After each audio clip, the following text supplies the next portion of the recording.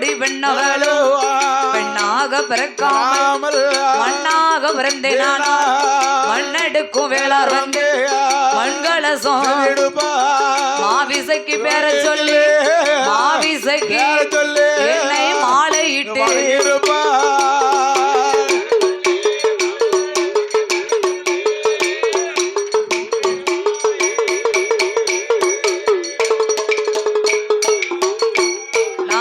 மண்ணாக பிறக்காமல் கல்லாக பிறந்தேன். கல்லெடுக்கும் சிற்பி வந்து கல் சிலையா காளியம்மா வேற சொல்லி காளியம்மா சொல்லி கையெடுத்து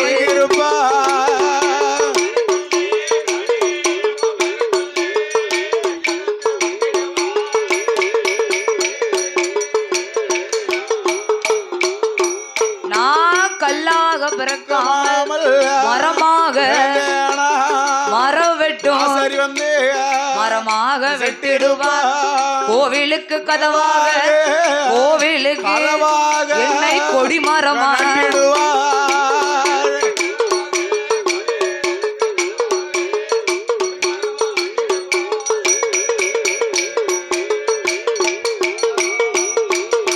சுவாமி என்கணவா ராஜமன்னா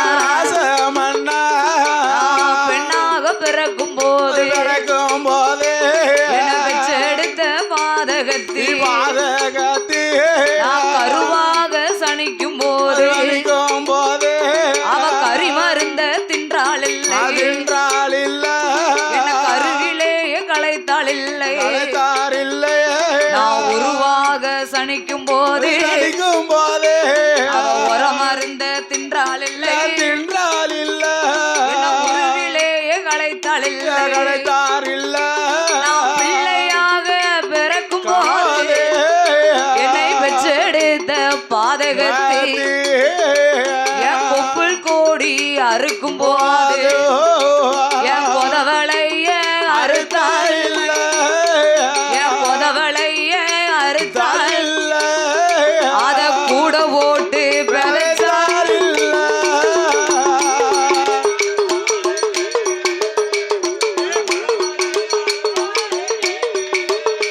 அத கூட போட்டு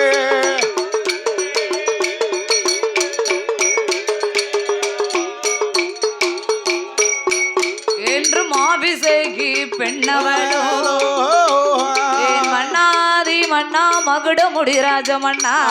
என்ன சுவாமி பெண்ணாக பிறக்காமல் ஒரு மண்ணாக பிறந்தேனே. ஆனால் ஒரு மண்ணா பிறந்திருந்தா கூட மண்ணெடுக்கும் வேளார் வந்து என்னை மண் கலசம் செய்திடுவார். மண் பாண்டமா செய்திருவார். அந்த மாரியம்மா பேரை சொல்லி என்னை மாலையிட்டு வணங்கி வருவார்களே. அப்படியாவது வணங்கி இருப்பார்களே. மண்ணா நான் மண்ணாக பிறக்காமல் ஒரு கல்லாக பிறந்தேனே. ஆனால் ஒரு நல்ல கல்லா பிறந்தா கல்லெடுக்கும் சிற்பி வந்து என்னை கல் சிலையா வடிப்பார். செய்திருப்பாரு. அம்மா மாவிசைக்கு பேரை சொல்லி என்னை கடவுளா வணங்கி வருவார்களே. கடவுள் நினைச்சு வணங்குவார்களே. நான் கல்லாக பிறக்காமல் ஒரு மரமாவது நான் பிறந்தனையா. அதுக்காக பிறந்திருக்கலாமே. மரம் வெட்டும் ஆசான் வந்து என்னை ஒரு மரமாக வெட்டுவார். ஆமா கோவிலுக்கு கதவாக என்னை கொடிமரமா வைப்பாரு. கொடிமரமா கூட வச்சிருப்பாங்களே. அத்தனைக்கும் இல்லாமல் இத்தனைக்கு பெண் பிறந்தேன் சுவாமி என்ற பிள்ளை ஒன்று இல்லாமல் அந்த புலக்கொடி பெண் கொடியானவள் என்னம்மா முத்தே முத்தா கண்ணீரைத்தா முகங்கள் எல்லாம் வடிப்பாளோ கணவனோட இடமதில எங்கனவா ராஜமன்னா பிள்ளை இல்லா கொடும்பாவே பூலோகத்தில் வாழலாமோ மதள இல்லா மாவாவே மாநிலத்தில் வாழலாமோ குழந்தை இல்லா கொடும்பாவே இந்த குவளையத்தில் வாழலாமோ இருந்தாலும் இழப்பமையா நான் இறந்து போனாலும் குற்றம் இல்ல நான் வாழ்ந்தாலும் இழப்பமையா ஐயா இழப்பமையா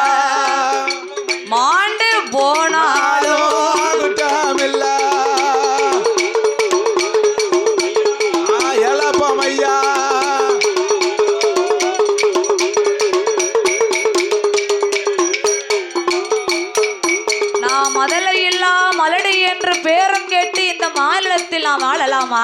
வாழத்தான் கொடுமா. குழந்தை இல்லாத கொடும்பாவி இந்த குவளையத்தில் நான் வாழலாமா? வாழலாமா சுவாமி? நான் இருந்தால் இழப்பம் ஐயா, இறந்து போனாலும் குற்றம் இல்லை. ஆமா. நான் வாழ்ந்தால் இழப்பம் ஐயா, மாண்டு போனாலும் குற்றம் இல்லை. இல்லையே சுவாமி. ஏ புலக்கொடி, என்ன என்ன என்ன இனிமேல் ஒரு வார்த்தை கூட நீ அப்படி பேசக்கூடாது. வாயில அவச்சொல் வரக்கூடாது. நீ இல்லாத இந்த உலகத்துல இனி நான் இருக்கணுமா? நான் இருக்கத்தான் கூடும் அம்மா. கணவன்லாம் அப்படிலாம் இருக்கணும். ஏ அப்பா. இப்ப எப்படி இருக்காங்க? இப்ப எப்ப போவா?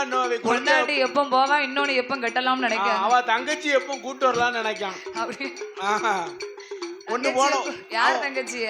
அதான் ஒண்ணு போனா ஒண்ணு ஃப்ரீ இல்ல. யாரு தங்கச்சியனே? அதாவது மனைவி செத்து போனா மனைவி தங்கச்சி. அவர் தங்கச்சியை தான் கூட்டு வராருன்னு நினைச்சேன். அவன் தங்கச்சி கூட்டு தேடிய. நீங்க அப்படிதானே சொன்னீங்க.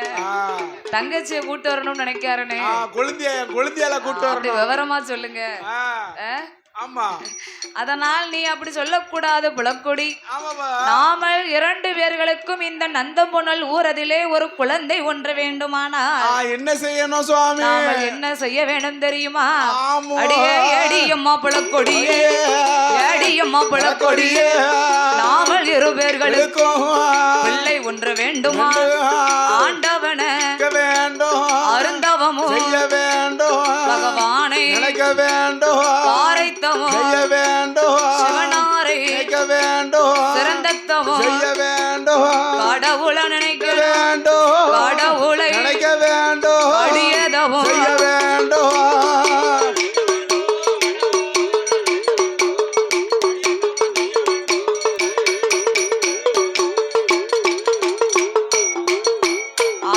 பெரும்புளையன் சொன்ன போது பெரும்புளையன் புலக்கொடியா சொல்வா அப்படியே நந்தம்புணல் ஊருக்குள்ள புலக்கொடி பெண்கொடியும் குளித்து அம்மா நீராடி கோலவர்ண தீர்த்தமாடி மாத்துடுத்தி தீர்த்தமாடி திருநீச்சி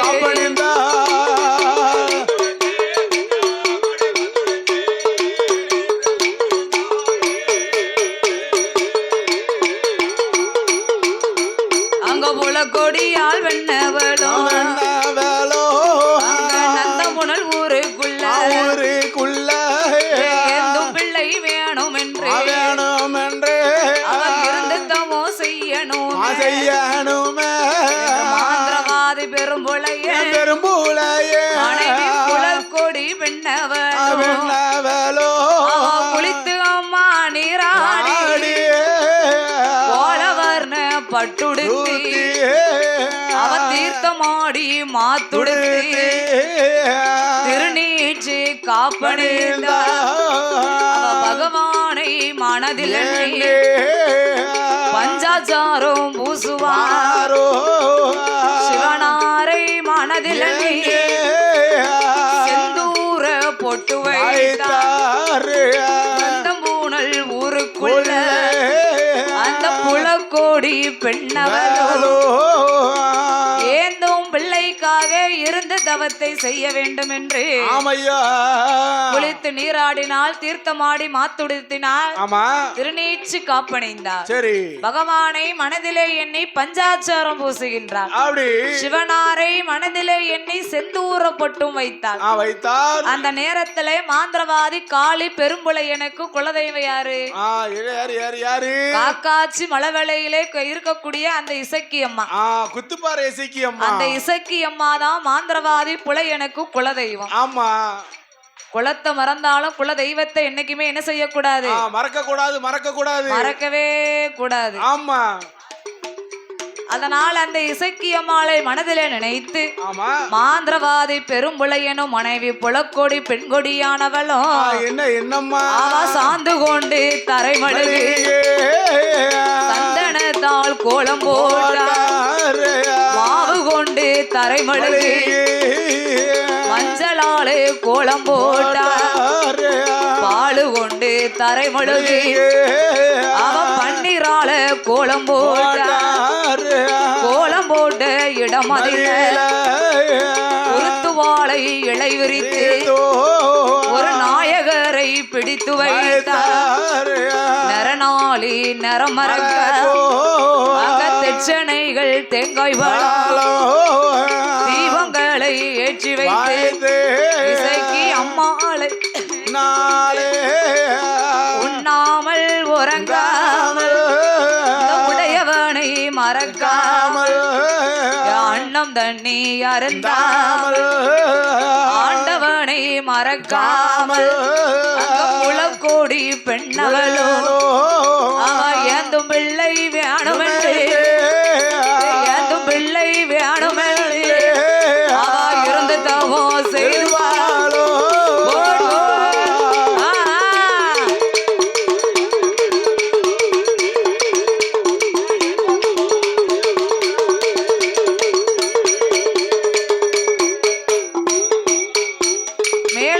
கலைஞர்கள் ஆலயத்திற்கு வரும்படியாக விழா கமிட்டியாளர்கள் அழைக்கின்றார்கள். அப்படி புலக்கொடி பெண்கொடியானவளோ பிள்ளைக்காக தவம் இருந்து வருகின்ற போது அந்த நேரத்திலே மாந்திரவாதி காளி பெரும்புளையன் எங்க வாரான்? காக்காச்சி மலவள கண்ணாடி போன் சோலையில பருத்தி காவலுக்காக வருகின்றான். நல்ல மாசூல் போட்டிருக்கான் பாருங்க. பருத்தி மாசல் நல்லா விளைஞ்சு பருத்தி கண்ணுல பூ விழுந்திருக்கு. அதனால் பருத்தி காவலுக்காக காக்காச்சி மலவளைக்கு யார் வாரா? மாந்திரவாதி பெரும்புளையன் அங்க வாரான். அந்த நேரத்திலே அங்க காக்காச்சி மலவளையிலே அவன் காவலுக்கு இருக்கும் போது ஒரு காகமானது என்ன செஞ்சது? அந்த நந்தம்பூனல் ஊருலே பெண்கள் எல்லாம் என்ன செய்வாங்கன்னா இந்த ஆடி மாசம் மாசி மாதத்துல ஔவையார் சுவாமியை வணங்கி வருவார்கள். ஔவையார் அம்மாளை வணங்கி வருவாங்க. தப்புனா தையே, மறந்தா மாசி, அயத்தா ஆடி. இந்த 3 மாசத்துலயும் அம்மாவை வணங்கணும். அந்த 3 மாசம் தான் ஔவையார் அம்மா விரதம் இருக்காங்க. அப்படி ஔவையார் அம்மா விரதம் இருந்து வணங்கி வரும்போது பெண்கள் எல்லாம் ஔவையார் சுவாமிக்கு விருப்பம் என்னது? கொலக்கட்டை தான். அந்த கொலக்கட்டை அவித்து ஔவையார் அம்மாளை வணங்கி வரும்போது இந்த காகமானது பெண்களுக்கே தெரியாம அந்த ஒரு கொலக்கட்டையை மட்டும் எடுத்து அப்படியே பறந்து கொண்டு வருது. அப்படி வரும்போது காக்காச்சி மலவளைக்கு வரும்போது காக்கா கால்ல இருந்து அந்த கொலக்கட்டை எங்க விழுது? காக்காச்சி மலவளையில விழுது. அந்த நேரத்துல எங்க காவலுக்கு பெரும்புளையன் இருந்தான் பாருங்க. அந்த கொலக்கட்டையை கையில எடுத்து பார்த்தான். இந்த கொலக்கட்டை இதுவரைக்கும் நம்ம பார்த்ததே இல்லையே. என்ன புதுசா இருக்கு? ஏன்னா ஆண்களுக்கு தான் அந்த கொலக்கட்டை எப்படி இருக்கும்னு தெரியாத.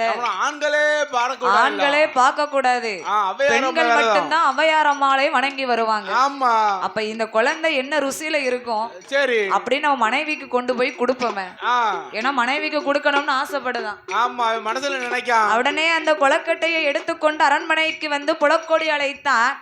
எம்மா ஏ புலக்கொடி, காக்காச்சி மலவளையில பருத்தி காவலுக்கு போகும்போது இந்த கொலக்கட்டை எனக்கு கிடைச்சதம்மா. அதனால இதை சாப்பிட்டு பார்த்து எப்படி இருக்குன்னு சொல்லு. அப்படியே ஆகட்டுமே என்று அந்த புலக்கொடி பெண்கொடியானவள் அந்த மாவு கொலக்கட்டையை வாங்கி சாப்பிட்டா பாருங்க. அன்னையில இருந்து அந்த இசக்கியம்மாளுடைய அருளாலையும் ஔவையார் அம்மாளுடைய கிருபையாலையும் அந்த புலக்கொடி பெண்கொடியானவள் அன்று மாதம் குழி மறந்தார். அன்று மாதம் குழி மறந்தார். அதுவே குழி கர்ப்பமானார். முச்சுமாவா குழி மறந்தார். முழுகாம இருப்பாளா நங்கையவ குழி மறந்தார். 40 நாள் கர்ப்பமானார். ஊரறிய ஒரு மாதம் 30 அங்க நாடறிய 40 நாள் 60 நாள் 2 மாதம் 90 நாள் 3 மாதம் அங்க 3வது மாதத்திலே அந்த புலக்கொடி பெண்கொடியா 3வது மாதத்திலே அவளுக்கு முத்து முத்தா வியர்த்திடுமா.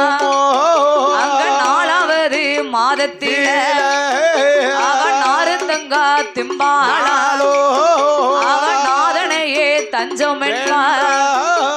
5வது மாதத்திலே அடமாங்கா திம்பாளா புலக்கோடி பெண்ணவளோ அறவயிறு பூரணமா. 7வது மாதத்திலே இள உடம்பு சூளானா. 8வது மாதத்திலே கத்தியில திட்டுமுட்டா வருகுதென்பா எட்டாவது மாதத்திலே திட்டுமுட்டா வருகுதும்பா இருக்க முடியல மாயாண்டி சுடலைக்கு அது தாளம்பு வாசமா இருக்கும். இருக்குமே. மழவளைக்கு வரமாட்டோம்னு சொன்னா உடனே கையிலே இருக்கக்கூடிய மையை கொண்டு சுண்டி எறிந்தான். வரமாட்டோம்னு சொன்னவா வாரமனா மகள் மாவிசைக்கு தன்னோடு அழைத்து கொண்டு காக்காச்சி மழவளைக்கு வந்தான். எம்மாயே மாவிசைக்கு நீ கீழே இருந்து ஊட்டுக்கூட பார்த்தனா மாயாண்டி பார்வோ மேல பற்றும். அதனால உனக்குன்னு 7வது பரணை நான் கெட்டி போட்டிருக்கேன். 7வது பரன்ல போய் நீ இருந்து பார்க்க கூடாது, நீ படுத்துக்கோ என்று மாவிசைக்கு சொன்ன உடனே அப்படியே ஆகட்டும் என்று மாவிசைக்கு 7வது பரன் மேல ஏறினா அப்படியே அம்மா படுத்தா. உடனே மாந்திரவாதி புலையன் கத்தால நாறு கருங்கொடி நார நல்ல தீயில வாட்டி கிழிச்சு வச்சான். மாவிசைக்கு கைய கால புடிச்சு கெட்டுனா தலைய அப்படியே கோதி முடிஞ்சான். மைய அழிஞ்சு போச்சு. அப்பந்தான் அம்மா வாய் திறந்து பேசுதா. எப்பா ஏ பெரும்பளையா, இந்த மாயாண்டி சுடலைக்காக என்ன மாசி கிடாயா நீ வளர்த்தாயாப்பா? இந்த சுடலை மாயாண்டிக்கு என்ன சூளாட வளர்த்தாயா என்று கண்ணீரை வடிக்கும் போது பார்த்தார் மாயாண்டி. ஏ பெரும்பளையா, என்ன மகனும் அப்பாவும் அப்பனும் மகளை இருந்து ஒப்பார வச்சுக்கிட்டு இருக்கிய, நேரம் தவறி பழி கொடுத்தையானால் உன் பழிய நான் ஏத்துக்கிட மாட்டேன் என்று மாயாண்டி சொன்னவுடனே மாந்திரவாதி காளி பெரும்புளையன் என்ன செய்தான்? அவன் புலக்கத்தி தான் அடித்தான். மாந்திரவாதி பெரும்புளையன் மாவிசைக்கு மார்பதைத்தான். பெரும்புளையன் வகுருவானா, அவன் மணிக்குடல உருவானா. மாயாண்டி சுடலைக்குத்தான் அத மாலையாக போடுவானா. ஈரக்கொள்ள தாமரக்க எடுத்து இளையதில வைப்பானா. ஈரக்கொள்ள தாமரக்காவை எடுத்து இலையில வச்சான். ஈரக்கொள்ள அப்படியே துடி துடிக்கு. ஏ பெரும்புளையா, பெத்த மகடா ரத்த வாடை, ஒத்த மகனு கூட பார்க்காம இந்த மாயாண்டிக்கு என்ன மாவுசை போட்டு கொடுத்த. இன்னையிலிருந்து எண்ணி 8வது நாளைக்கு உன்னுடைய தலை யானை காலால் அறுபட்டு போகுமடா என்ற மாவிசைக்கு மாந்திரவாதி புலையனுக்கு சாபத்தை கொடுத்தார். உடனே மாயாண்டி சுடலையை 3.25 நாளிகைக்குள்ள மாந்திரவாதி பெரும்புலையன் சிமுளுக்குள்ள பிடித்தடைத்தான். நேரா நீலகண்டம் கசத்துல கொண்டு வந்து போட்டான். அப்படியே சிமிழ் 2ஆக வெடித்து மாயாண்டு எழுந்தரித்து வந்தார். புலையனோட செவிட்டுல ஓங்கி ஒரு அடிச்சான். ஏ பெரும்புளையா, நான் கேட்ட மாதிரியே உன் மகன் மாவிசைக்கு எனக்கு நீ பலி கொடுத்த. 8வது நாளையில எனக்கு யானை தலை நீ பலி கொடுக்கணும்.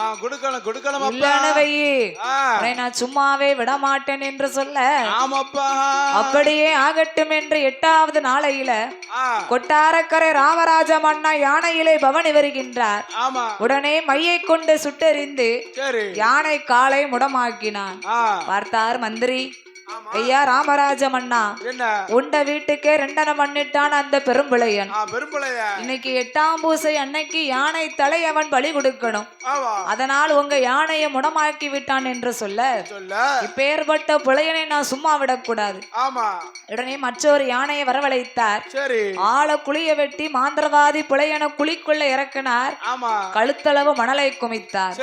மற்றொரு யானையை வர சொல்லி யானை காலால் மாந்திர புலையன் தலையை எத்தி மிதிக்க சொன்னார். எத்தி மிதிக்கும் போது புலையனுடைய தலையானது மாயாண்டிக்கு அபாயம் சுடலைக்கு அபாயம் என்று உருண்டோடியது. ஏ பெரும்புளையா, உன் உயிர் போகக்கூடிய வேளையிலே என் நாமத்தை நீ சொன்னதனால நீ எங்கு இருந்தாலும் உனக்கு புல மாடனாகவும் உன் மனைவி புல மாடத்தியாகவும் கொழுவருப்பாயப்பா. ஆண்டவனாகிய மாயாண்டி வாழ்த்து வரத்தை கொடுத்து அங்க ஆண்டவன் தான் சுடலாய்யா கொட்டார கரையதில கரையதில பகவதியா வாசலில வாசலில ஆக்குவரம் அழிக்கு வரோம் அழிக்கு வரோம் 1008 வரோம் 1008 வரோம் ஒள்ளு வரோம் வெள்ளு வரோம் மெல்லு வரோம் ஓடி நல்ல வரங்கள் வாங்கி நல்ல வரங்கள் வாங்கி எங்க போவோம் என்று எங்கே போவோம் என்று மாயாண்டி சுடல ஐயா ஆண்டி சொல்ல ஐயா கொட்டாரக்கரை தனை கடந்து தன கடந்து பொன்னல்லூர் பாதை கூடி பாதை கோடு ஆரியங்கா தனை கடந்து எங்க வழி கடந்து புளியரை மார்க்கமாக மார்க்கமாக செங்கோட்டை பாதை கூடி கோட்டை பாதை கூடி பாடு வழியாக வழியாக உச்சாலம் வருவாரா காலம் வருவாரா உச்சால தீர்த்தமாடி தீர்த்தமாடு உச்சால நாதரையும் நாதரையும் உழல்வாய் மொழி அம்மாளையும் அம்மாளையும் கண்டுமல்ல சேர்வை செய்து சேவை செய்து அங்கிருந்து பயணமாகி இருந்து பயணமாக மாயாண்டி சுடல ஐயா சுடல ஐயோ தென்காசி வருவாரா காசி வருவாரா ராஜ கோபுரத்தில் கோபுரத்தில் காசி விஸ்வநாதரையும் காசி விஸ்வநாதரையும் உலகமாலை தான் வணங்கி மாலை தான் வணங்கி அங்கிருந்து பயணமாகி இருந்து பயணமாகி தென்காசி தனை கடந்து காசி தன கடந்து இளஞ்சி பாதை கூடி பாதை கோடு செங்கோட்டை மார்க்கமாக மார்க்கமாக ரயில்வே கேட்டு பாதை கூடி கேட்டு பாதை இங்க கோடு தேன்பத்தை வழியாக வழியாக என் ஆண்டவனாகிய மாயாண்டி சுடலை செங்கோட்டை தனை கடந்து ஆமையா ரயில்வே கேட்டு பாதை கூடி ஆமா இந்த தேன்பத்தை இரக்கத்திலே நாமல் குழுவிருக்க வேண்டுமே என்று ஆமா என் மாயாண்டி சுடலை இங்கே சீரும் சிறப்போடும் குழுவருந்து வாராரு